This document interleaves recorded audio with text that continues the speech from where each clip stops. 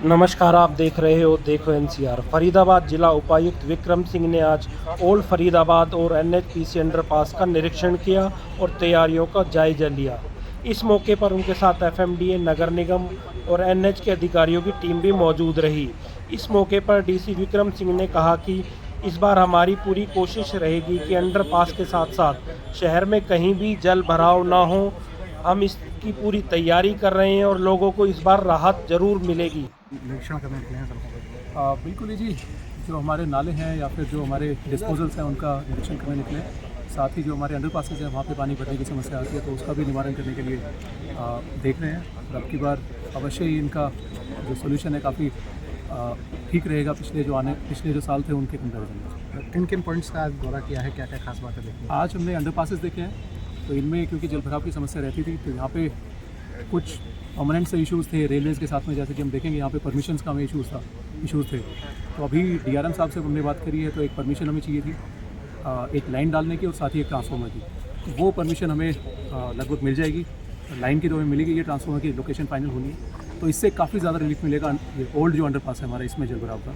साथ ही जो एनएचपीसी का भी जो अंडरपास है तो उसमें भी हमने कार्रवाई करी है, एफएमडी की तरफ से हुई है। तो वहाँ पे भी काफ़ी ज़्यादा रिलीफ मिलेगा आपकी बार।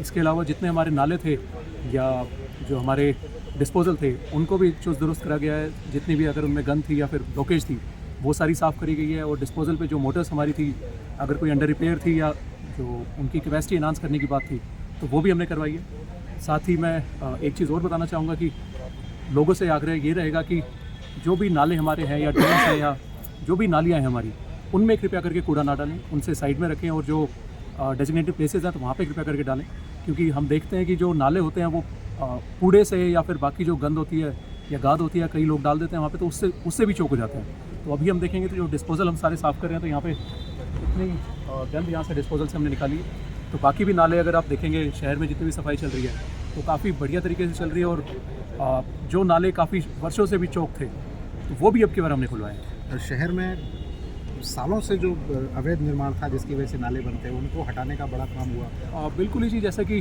जो हमारे मेजर नाले हैं, बुढ़िया नाला हो गया, गोची ड्रेन हो गई या भड़कल ड्रेन हो गई या फिर बाकी जो एसी नगर ड्रेन हो गई या एक आध और भी हैं, तो उनमें एनक्रोचमेंट काफ़ी ज़्यादा हो गई थी। तो उसकी वजह से हमारी क्लीनिंग में भी दिक्कत आ रही थी और फिर साथ में पानी के बहाव में भी दिक्कत आ रही थी। तो वो दोनों चीज़ हमने ठीक करने की कोशिश करी है। तो एनक्रोचमेंट वहाँ से हटा के जो भी हमारी ड्रेन थी या फिर अंडरग्राउंड पाइपलाइन थी वो हमने सारी साफ़ करी।